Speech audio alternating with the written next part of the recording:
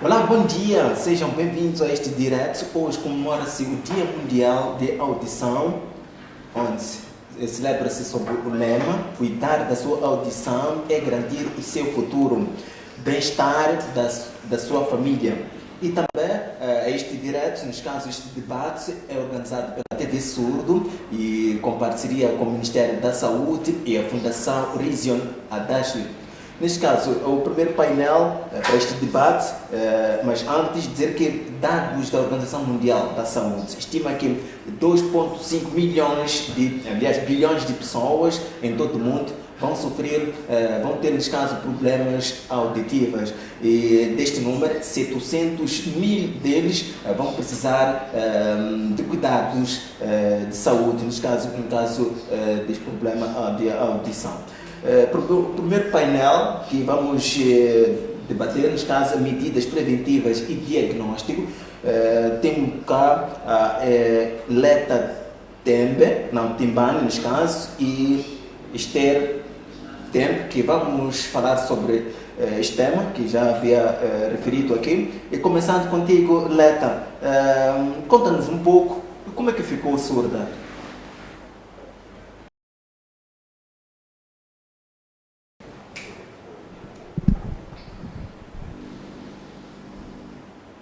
Muito obrigada pelo convite e vou contar um pouco, mas eu fiquei surda, primeiro fiquei doente, tive um quisto e doía tanto, fui ao hospital, mas não tive o diagnóstico. Recebi somente a receita médica, voltei para casa, mediquei e por um instante passou. E por seguinte, passando um tempo, fiquei pior, voltei rapidamente ao hospital e até ao Hospital Central. Chegada ao hospital, o médico observou e mandou com que ficasse de baixa no Hospital Central. Fiquei internada, fui diagnosticada, fui observada, fui feita ecografia e viram que tinha cá comigo um grande problema, isto é, estava com quisto e precisava de ser operada. Passando alguns dias, fui operada e fiquei internada na sala de reanimação por 2 dias e voltei para a enfermaria. É uma sala normal, onde já podia receber visita da família por 2 semanas. E fui observada, mas no local onde sofri a operação, de novo ficou aberto e piorei. E a enfermeira que estava no momento a fazer os seus trabalhos e disse que eu tinha que ficar à espera do médico para que ele chegasse de manhã e que pudesse também fazer uma observação. E dito, feito, o médico chegou, fez-me cá uma observação e recomendou-me que ficasse no hospital, mas com a ferida aberta. E lá fiquei fiquei no hospital durante 4 meses, hospitalizada. E depois do mês, na hora do almoço, um dia desses, na hora do almoço, senti um ruído de longe, informei ao meu irmão, a pessoa estava comigo, que eu estava a sentir um ruído, mas o meu irmão disse que ia passar e peguei no sono. Despertando, percebi que já estava com problema da audição do ouvido. E dia seguinte também percebi que o outro ouvido também já estava com problema. E informaram a enfermeira que estava no trabalho nesse dia, e lá a enfermeira tinha que esperar o médico, e o médico lá chegou, informaram ao médico que eu estava com problema de audição da audição, desculpa, e que não estava mesmo a ouvir. E a preocupação do médico é que ele estava mais preocupado em querer ver a minha saúde, isto é, eu acabava de sofrer uma operação, ele estava mais preocupado com a ferida que eu tinha e ele pensou que depois podíamos passar para ver o diagnóstico do problema que eu tinha adquirido, que era da audição, mas primeiro tinha que ver o local onde eu tinha sofrido a operação. E passando alguns dias, depois tinha que voltar para casa. Fui observada, voltei para casa e fiquei alguns dias em casa, voltei de novo para o hospital e onde o médico lá teve que fazer o diagnóstico, que era para saber o que se passa.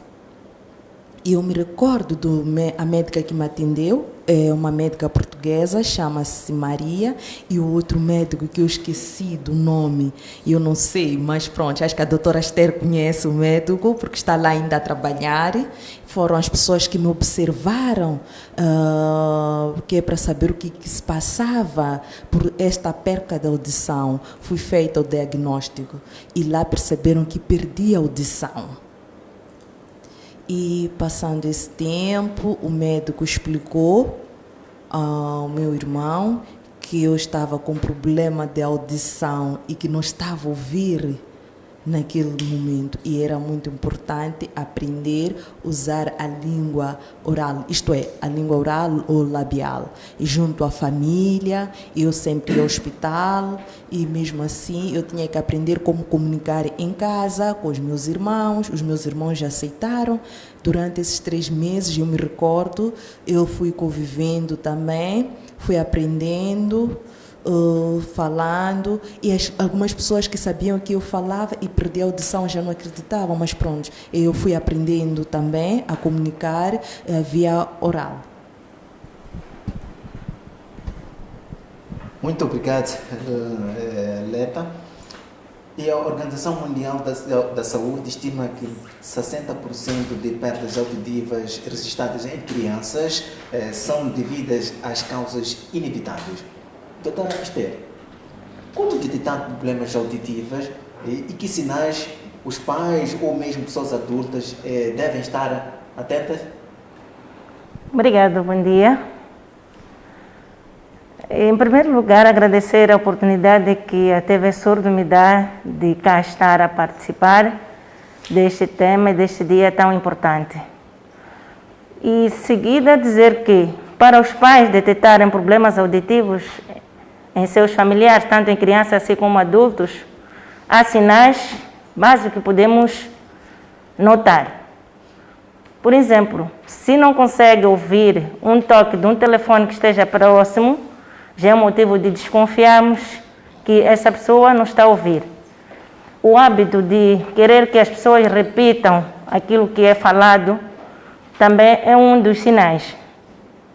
Bem como o gosto de sons altos, refiro-me sons de televisão, de rádio, por aí em diante. Esses são os sinais que podem nos mostrar que esta pessoa tem dificuldades de audição.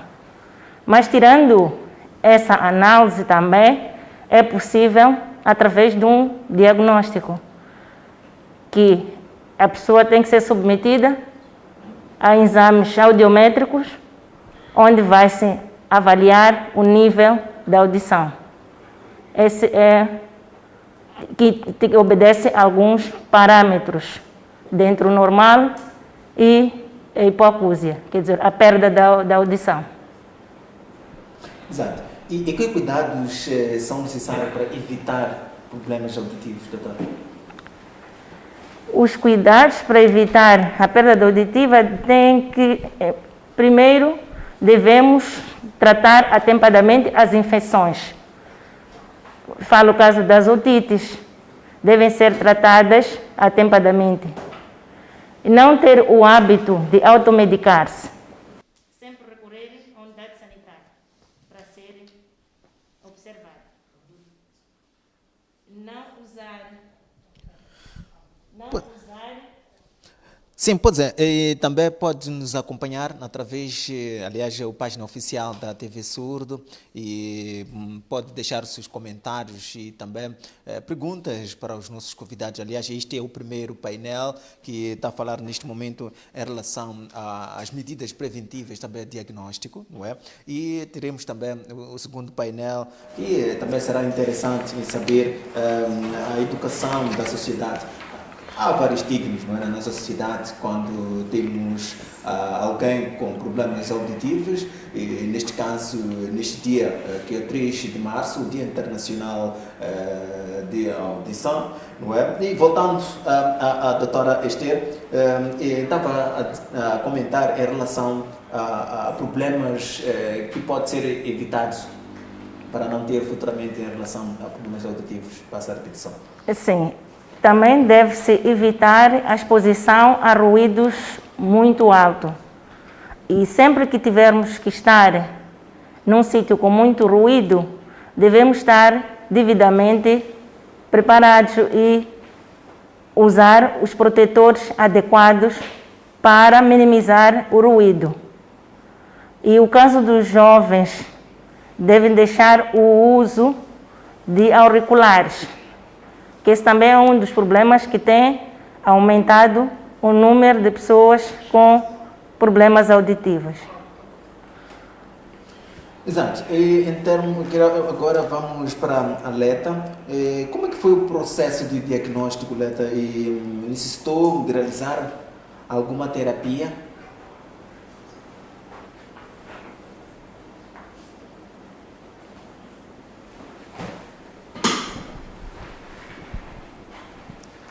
Sim, isso é, depois de ter ido ao hospital e realmente recebi esta informação que estou surda e já estava tudo aprovado que eu já sou surda,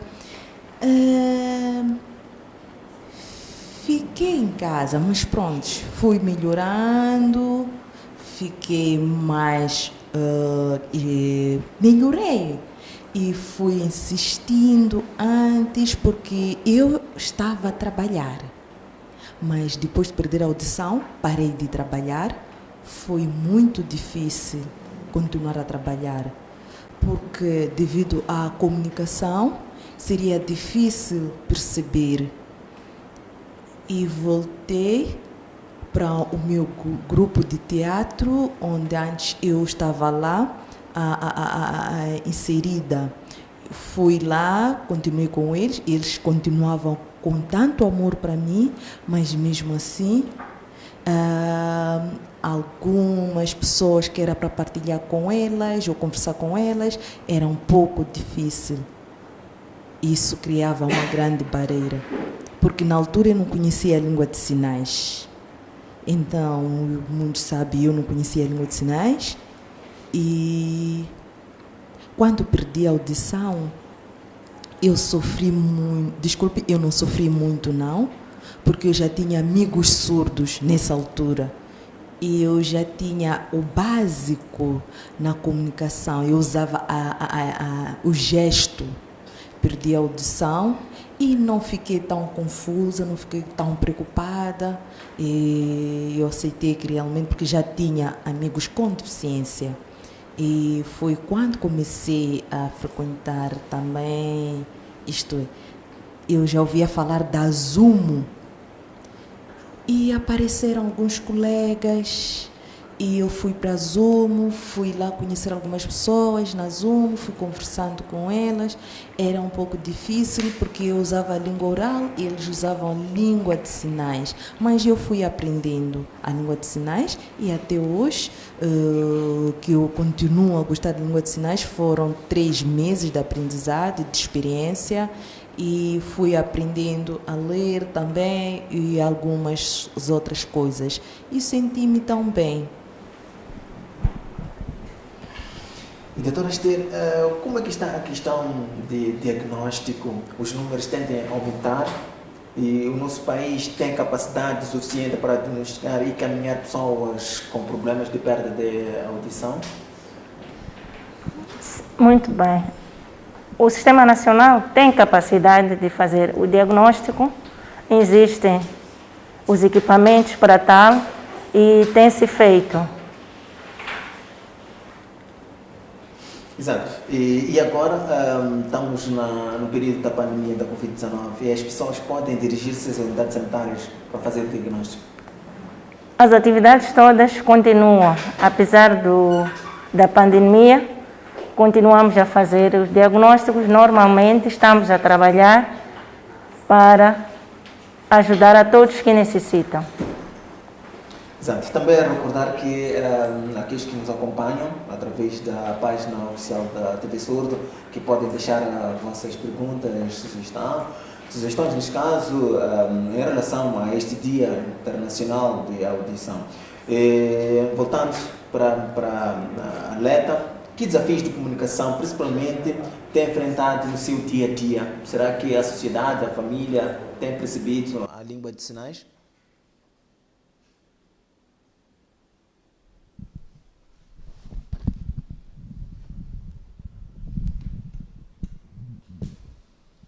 É verdade, é verdade. Até aí, essa é uma grande verdade. Tem tido muitas barreiras, grandes desafios. Mas, na verdade, é algo que eu não estou a mentir. Na família, eles têm tanta paciência, eles conseguem acarinhar-me muito bem e repetem várias palavras comigo e vão exercitando também e vão usando a língua oral. Um e o outro, mas quanto à discriminação, não. Porque comecei a aprender a fazer os gestos, eles também aprenderam a fazer os gestos e o grande problema é na sociedade. A sociedade, amigos, perdi muitos amigos, são amigos que discriminavam ou muitos amigos que até falavam por detrás. No emprego foi muito difícil conseguir um emprego. E as pessoas viam, mas é uma pessoa surda. E até sentiam pena, ela é surda. E eu não gostava que alguém sentisse pena de mim. Eu não gostava, porque as pessoas até falavam sim. Eu ouvia, eu sentia, mas eu como pessoa eu não gostava, porque eu também tenho os mesmos direitos que as outras pessoas normais. Isso é verdade, a discriminação. Existe muita discriminação. Então, para as pessoas aprenderem e estarem bem, tanto para os amigos, para ver esta situação, e o que quer dizer que eu perdi realmente muitos amigos. É aí onde eu consegui ver realmente onde é que existiam os amigos, as minhas amizades. Então, alguns diziam, vai ser difícil comunicar com ela. Então, eu às vezes ficava até nervosa e alguns até... Eu me perguntava, será que as pessoas estão a sair de mim? Eu ficava mesmo muito desanimada com esta situação. Isso é verdade. Exato, e a Leta faz parte, aliás, é presidente da MAMS, que é a Associação das Mulheres com Deficiência Auditiva. Como é que tem olhado, como é que tem debatido a situação de língua de sinais para essas mulheres? Há muitas pessoas com deficiência auditiva que ainda não entendem a língua de sinais. Como é que tem gerido essa situação para também entender a língua de sinais para essas pessoas que talvez tiveram a perda da audição já numa fase adulta?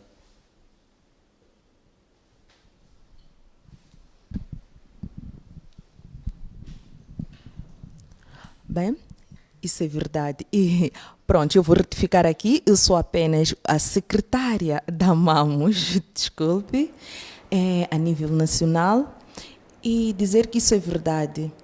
Este é o grande desafio, este é outro desafio. Há muitas mulheres surdas, crescidas, e muitas crianças que não conhecem a língua de sinais. E isso é verdade. Eles usam mais, a língua de sinais é mais usada nas cidades e uma e outra pessoa. E na comunidade que já aprenderam a língua de sinais. Então, eles lá usam nas associações Mas para pessoas que vivem em zonas recônditas, eu já fui para lá por 2 vezes, fui fazer visitas nos distritos, isto em Boane, e eu estava com alguns colegas, estávamos lá a exercer algumas atividades. Fomos convidados, estava com o presidente também da associação e fomos descobrir que realmente há pessoas que não têm nenhum conhecimento tanto para a existência desta pandemia e não usam máscara. São pessoas que comunicam-se através de gestos, elas só apontam uma e outra coisa. E fomos também para Manhissa. Fomos deparar também lá com o governo e conversamos, e eles também demonstraram este grande desafio, a língua de sinais. Há muita barreira e ainda há muito trabalho para se fazer com pessoas surdas nas escolas, e eu vi que há uma grande situação. Este é que é o grande desafio. Por essa razão que nós acabamos fundando esta associação da Amamos, com o objetivo de trabalhar em zonas recônditas e para conseguirmos ter um programa também que inclua a língua de sinais, a educação para adultos e a alfabetização também para adultos. É algo que nós queremos que as pessoas aprendam a ler e escrever. Porque se a pessoa aprende a ler e escrever, quer dizer que será a grande base do aprendizado, tanto em língua de sinais, e vai melhorar a comunicação.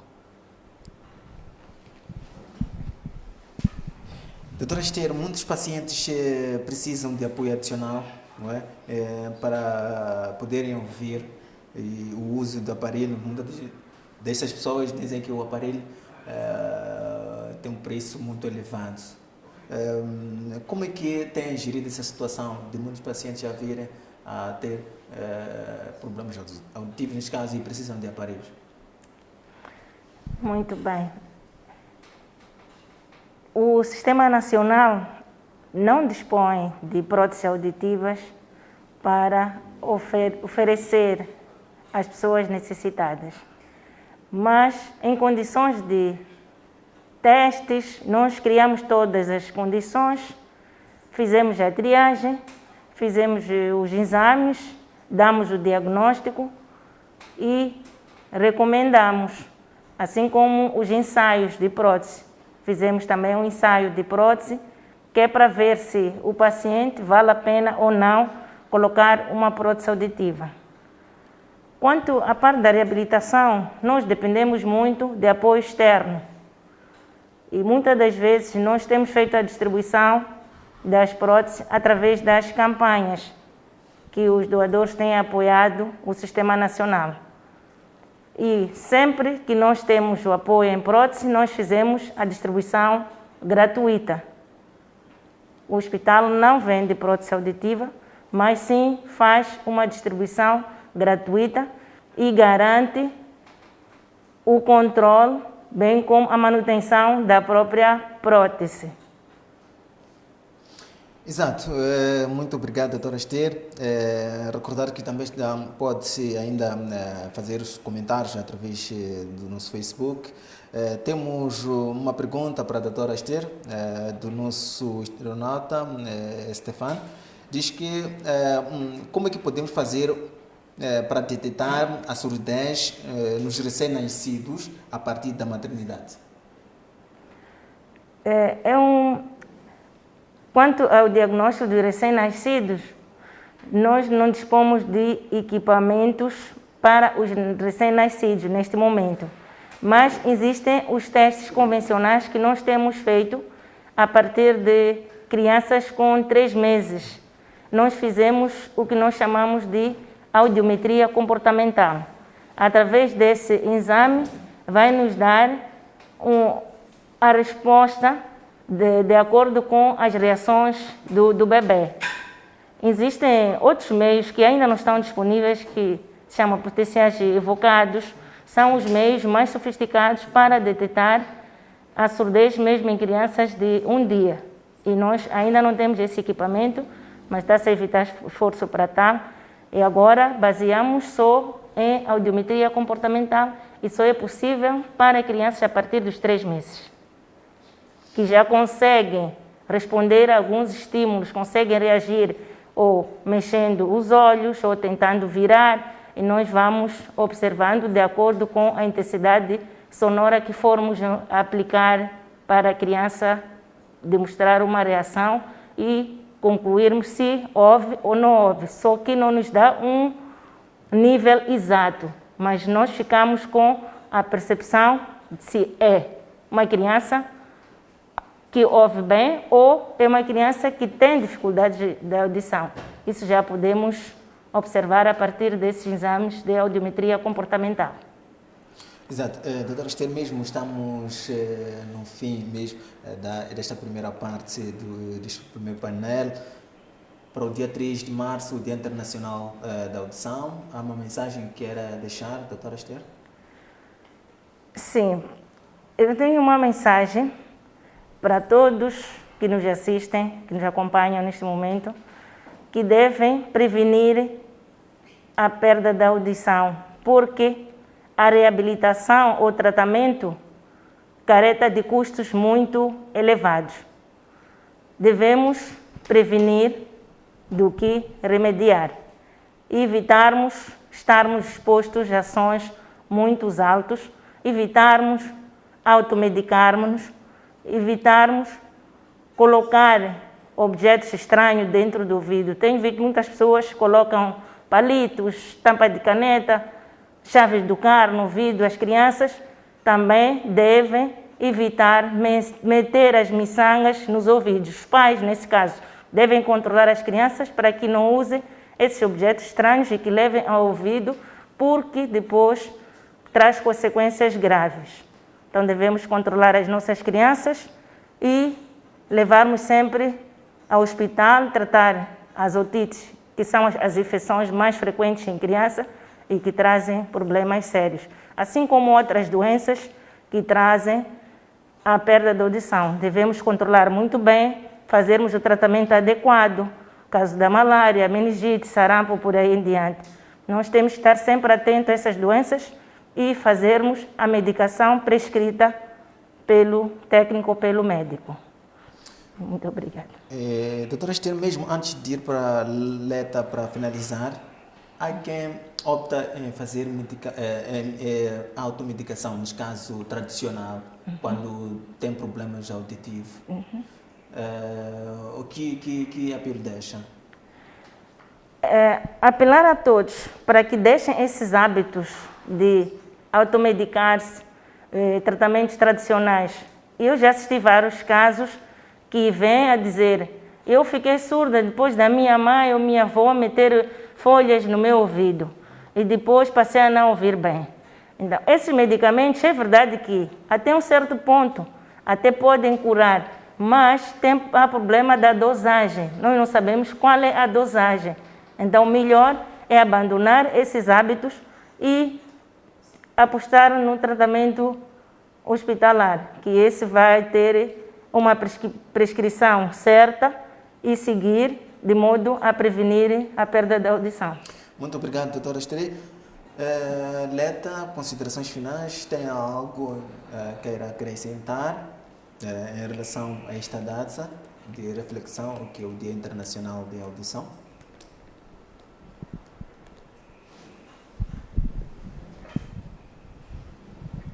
Sim, agradecer,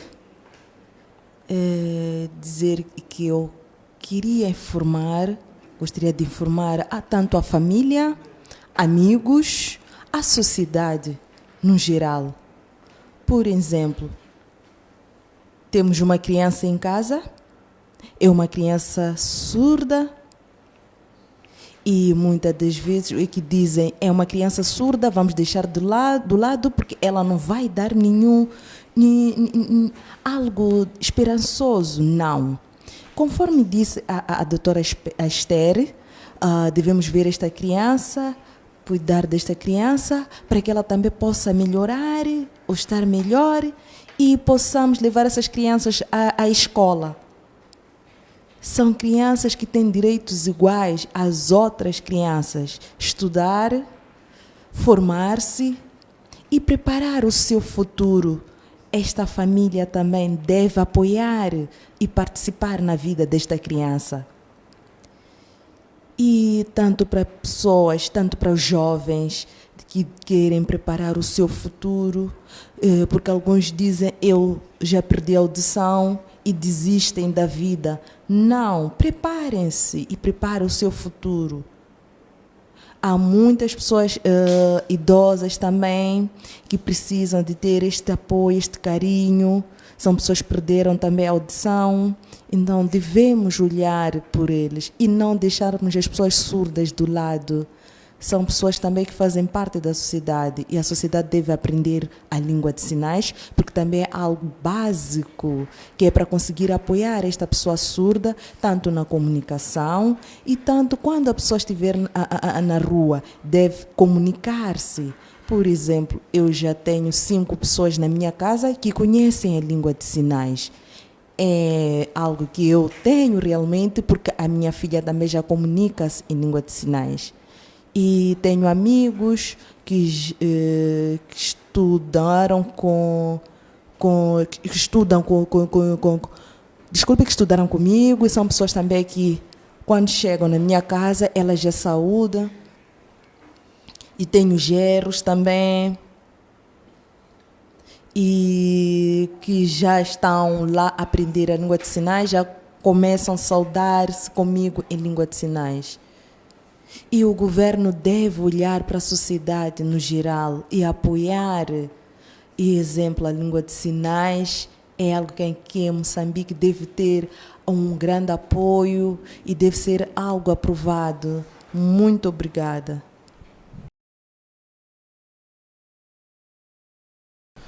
Muito obrigado, Lileta, e também a doutora Esther, que foi o nosso primeiro painel que falamos aqui em relação a medidas preventivas e diagnóstico, não é? E agradecer a vossa presença aqui. E desde já nós vamos para o segundo painel, que vamos também falar sobre a educação, a educar a sociedade, neste caso é estigma, onde estará aqui o professor David, Paulo Massanco e também Marília Tivani.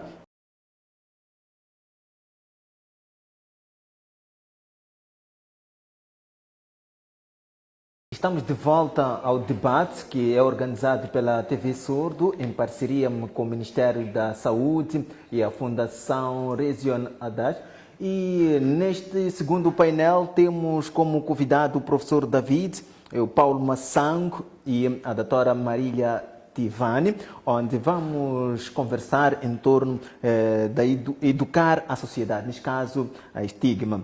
Começando com o professor David, que desafios a escola especial e os seus alunos têm enfrentado no processo de ensino e aprendizagem? Os desafios que a escola e os alunos têm enfrentado no processo de ensino e aprendizagem, primeiro, dizer que os alunos vêm à escola sem conhecer a língua de sinais. E antes, a falta de socialização, portanto, por parte da família. Então, neste momento, o desafio que a escola tem, primeiro, é identificar as dificuldades das crianças, desenhar o currículo tendo em conta as necessidades, as potencialidades, as características dos alunos, criar um projeto educativo, intervenção pedagógica, no sentido de indo às necessidades das crianças. Um dos desafios também que nós temos como escola é capacitar os pais encarregados de educação em matéria de língua de sinais, de modo a dar uma contribuição ativa na educação dos seus educandos. E só assim a escola pode melhorar o seu desempenho, a qualidade do ensino. Outro desafio que nós temos é capacitar, portanto, introduzir a disciplina de língua de sinais, portanto, nos nossos currículos e ajudar, portanto, o sistema normal do ensino em matéria de língua de sinais. Exato. Indo para o Sr. Paulo Massango, que impacto social, não é? Se pode esperar de uma pessoa que teve a perda da audição na fase adulta? Bem, primeiro agradecer esta oportunidade que este programa de hoje, que é especial ao Dia Mundial, Dia da Audição, que é 3 de março, para falarmos um pouco sobre esta situação da audição. Em relação àquilo que é o impacto social da sociedade em relação a problemas auditivos, diria que, em geral, tem um impacto negativo, em termos daquilo que a gente tem assistido dia a dia. É negativo porque as pessoas não conseguem encarar esta situação de uma maneira normal, porque de facto não é normal. O normal é encontrar alguém com possibilidade de ouvir. Então, enquanto a pessoa não consegue ouvir, a sociedade tem as suas interpretações. Ninguém pensa no princípio numa interpretação científica, que é um problema genético ou é um problema de alguma doença que possa ter causado este problema. A primeira coisa é porque alguém está lá a fazer mal, principalmente quando são adultos.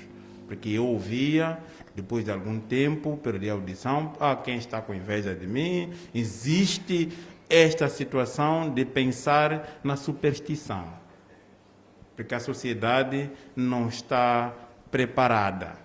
Todos nós, nenhum momento conhecemos como é que o nosso organismo funciona. Então, por isso, quando começa a ter este problema, recorrem-se mais a questões tradicionais, por pensar que é um problema de âmbito supersticioso. Então, o impacto, de facto, é negativo, porque a sociedade não tem um conhecimento profundo sobre as dificuldades que possam advir, dependendo de alguns comportamentos que não são muito bons para a pessoa, no cuidado da audição, aquilo que os colegas estiveram aqui a falar, os cuidados que deve ser. A gente vai usando o ouvido de qualquer maneira, vamos escutando música alto, enfim, e que possa criar esses danos. Exato. Doutora Marília, é mãe, é encarregada de educação de uma aluna surda, por isso teve que aprender língua de sinais. Pode nos explicar um pouco como foi o processo de aprender língua de sinais? Obrigada, bom dia a todos.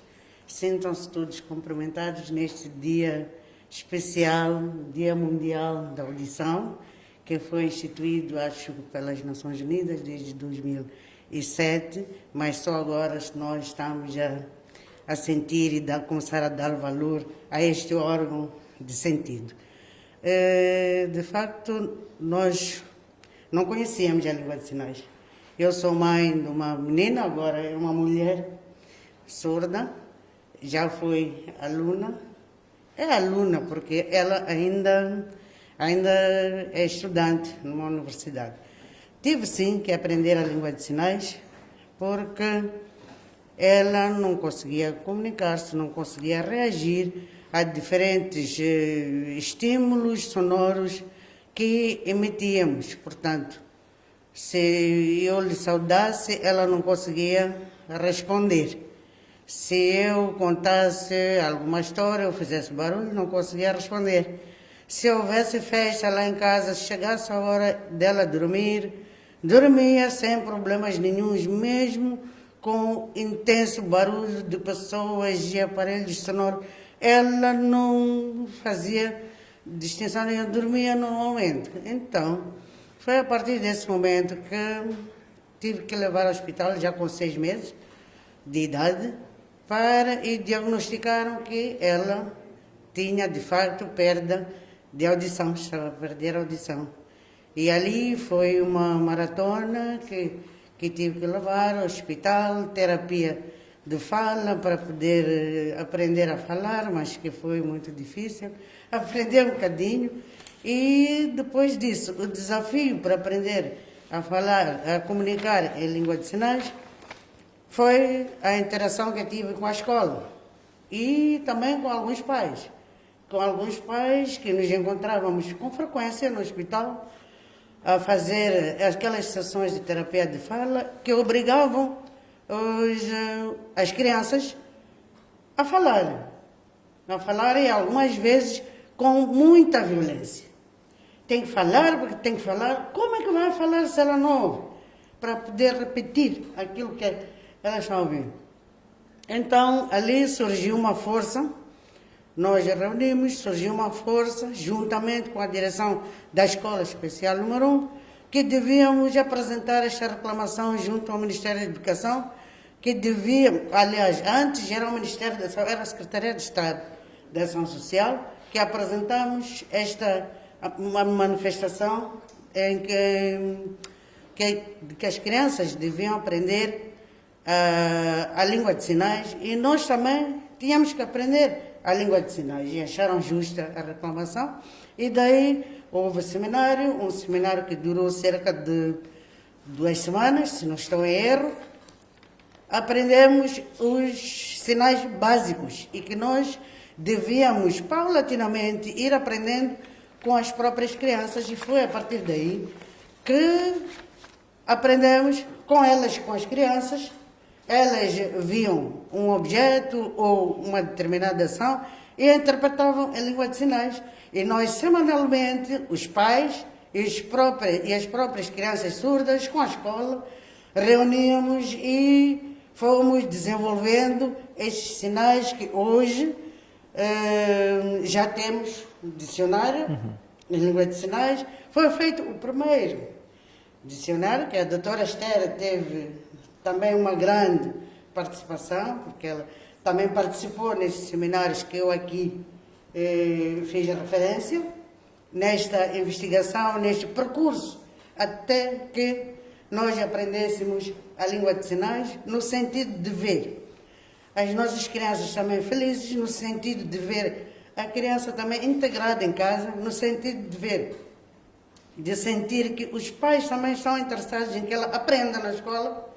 Nós já conseguíamos interagir, conseguíamos tirar as dificuldades que tinham na escola e assim fomos aprendendo, fomos desenvolvendo muitos sinais em conjunto. Portanto, durante a semana nós íamos vendo os sinais junto aos nossos filhos, fim de semana encontrávamos para harmonizar. E foi assim, pouco a pouco, e eu julgo que até agora há estas ações, tanto os intérpretes juntam-se com um grupo de surdos para ver qual é o seu nível, se consegue entender ou não as mensagens, se as mensagens são bem transmitidas ou não. E eu acho que é assim mesmo que os pais devem agir perante o facto de ter uma criança com deficiência auditiva em casa. Porque é um choque, logo no princípio é um choque, a pessoa não conta que vai ter uma criança com deficiência auditiva, e depois é diagnosticada essa deficiência, apanhamos um choque e temos que nos reinventar. E nos reinventando, temos que nos pôr de pé para ajudar as nossas crianças. Exato. Indo mesmo ao professor David, em relação à educação, há muitas crianças que estão a perder a audição, não é? E a nível do país existem poucas escolas.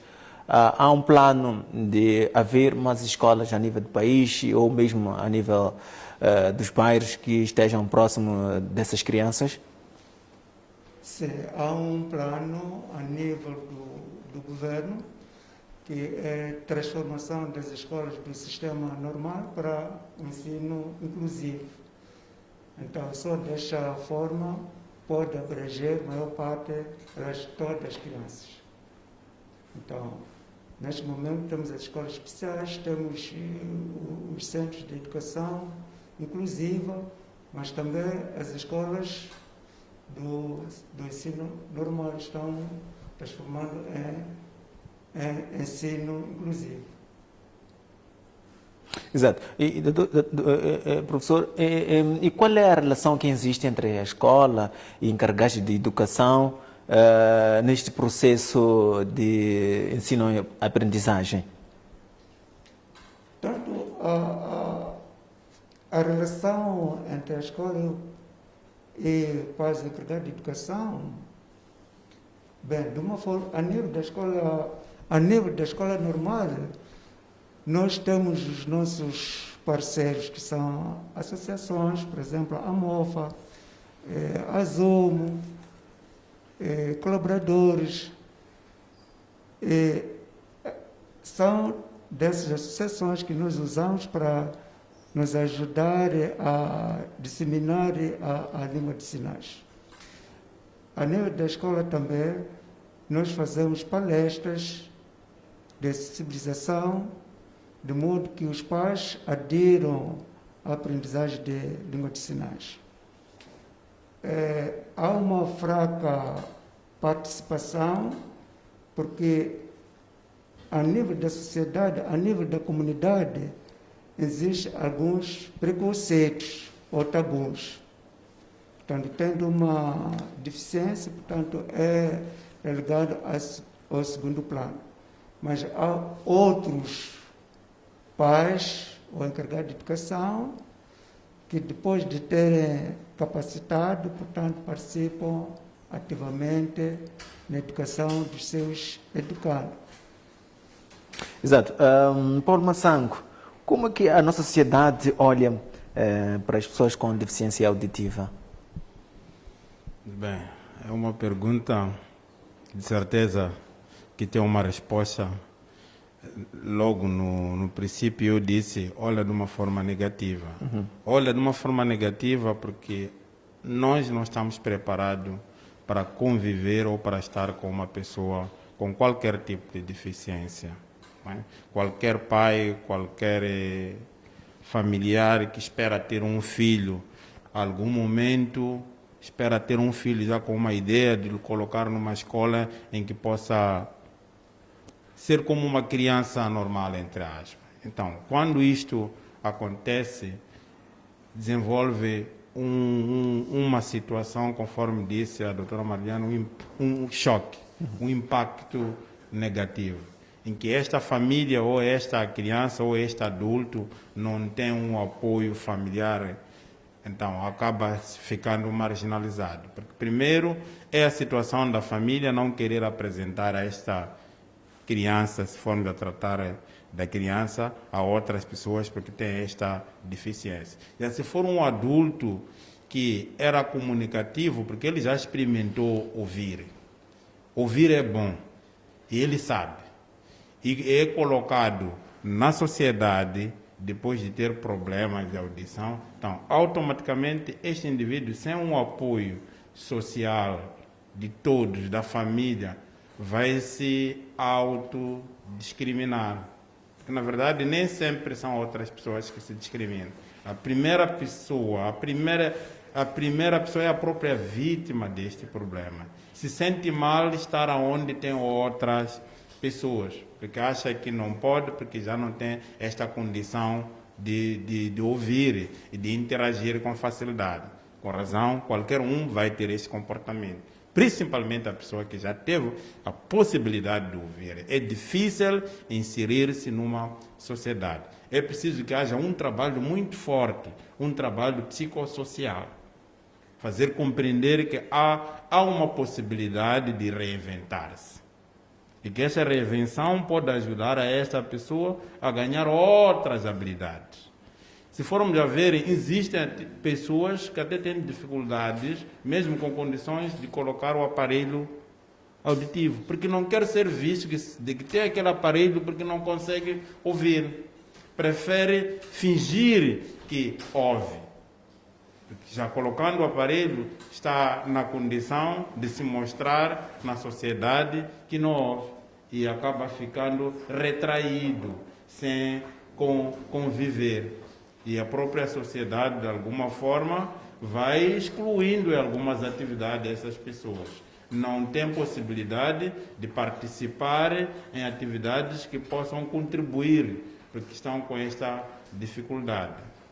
Não é? Então, é preciso que haja muito trabalho de apoio psicossocial, a partir da pessoa também que é vítima deste problema, até a família, para aprender a viver com essa situação. Porque aí desenvolve a questão das ansiedades, a depressão, que é mais forte. A pessoa perde interesse com as coisas, porque acha que não ouvindo já não tem valor social. E há casos que a gente pode ter suicídios, porque a pessoa não consegue ouvir. Assistimos muitas famílias que têm, por exemplo, uma criança com este problema auditivo, acaba achando que a criança é nervosa ou a criança não está bem. De facto, a criança vai ter um comportamento diferente. Enquanto está perante uma família que está a conversar e ela não consegue ouvir do que se trata a nível da família, qualquer um fica nervoso. Porque, então, aí a importância desta família, desses pais, se esforçarem a aprender a falar com ela. Desculpa, doutor Paulo. Disse aqui de uma criança, de um jovem surdo com comportamentos agressivos. Este aspecto difere-se de não haver aquela comunicação saudável no seio familiar, porque muitas das vezes tem acompanhado situações do género. Sim, é por isso que assistimos questões ligadas à agressividade, tanto da parte da família ou da própria pessoa que seja vítima. Sim. Porque há algum momento que os próprios pais não compreendem a situação. Vou usar um termo que é um pouco pejorativo. Os pais às vezes são ignorantes, ou os familiares, em relação à situação. Não conseguem perceber, não aprofundam para compreender esse filho, a este irmão que está nesta situação. A tendência é de atacar porque está-se a fazer, não ouve, porque não é possível conviver com essa pessoa porque não percebe. E se é uma criança, muitas das vezes fica nervosa, porque ela precisa de ouvir, precisa de interagir. Talvez é um outro assunto que eu posso trazer aqui, os colegas que estão mais experientes na área podem dizer não ou sim. É diferente de uma criança nascer com uma condição de problemas da audição e crescer e ficar adulto. O problema emocional aí vai ser reduzido, porque ela nunca teve este prazer de ouvir. Não é? Então, é fácil esta criança gerir, mas o problema não há de ser dessa criança que hoje é adulto, que não ouve. Vai ser o problema das pessoas que ouvem, que convivem com essa criança, que não vão aceitar a condição dela. O mais difícil é ouvir para depois não conseguir ouvir. Então, esta pessoa, esta criança, este adulto precisa de um acompanhamento. É preciso que se faça atividades que possam envolver toda a família. Eu percebo em algumas escolas estão mais preocupadas com as próprias crianças que têm problema de audição, mas não estão preocupadas com o resto da família. Exato. Ela vai aprender a língua de sinal, vai comunicar-se com quem quando volta para casa. É só tem possibilidade de comunicar-se com os colegas na escola e o professor.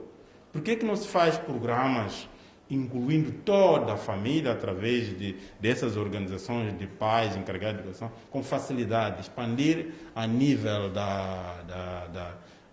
dos bairros e das comunidades, dentro de um programa feito a nível do governo na área de educação, ensinar a política do Estado, ter a obrigação de ensinar a esta família a falar todos com essa criança. Exato. Vamos agora ao professor David. Queremos saber qual é o impacto do estigma, não é, para o processo de ensino das crianças com deficiência auditiva. Bem, o impacto do estigma no processo de ensino para crianças auditivas é muito maior. Vejamos uma criança que vem de casa sem socialização.